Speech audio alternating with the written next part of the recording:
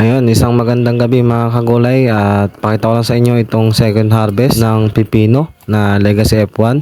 So bali itong video to ay kinuhanan ko po kahapon at ngayong araw po yung kanyang biyahe kasabay po ng sitaw. So pitas hapon po yan yung pipino at bumabalik lang po kami dito ng alauna ng madaling araw para mag-harvest nga nitong sitaw na emerald. So bali mga kagulay, yung second harvest natin ay naka 470 kilos o 47 bundle itong Legacy F1 na pipino at ang kanyang presyo po ngayong araw ay 13 pesos. So medyo umaba lang po ngayon ng 2 pesos po. Bali mga kagulay, yung ating Legacy F1 naman na pipino ay kalawang harvest pa lang naman. So malay natin sa susunod na araw umangat pa yung kanyang presyo at mas mabilis po makakabawi sa puhunan. At mga kagulay, ito na nga pala yung pang-walong harvest nitong Emerald Star na sitaw. So bali ang na-harvest natin ngayong araw po ay nasa 11,000 piraso at yung ating segunda po ay nasa 3,000 piraso. At yung kanyang presyo po ngayong araw ay medyo bumaba din, 65 pesos po kada 100 pieces na sitaw na emerald. Kaya din po siguro bumaba dahil po ay linggo po ngayong araw.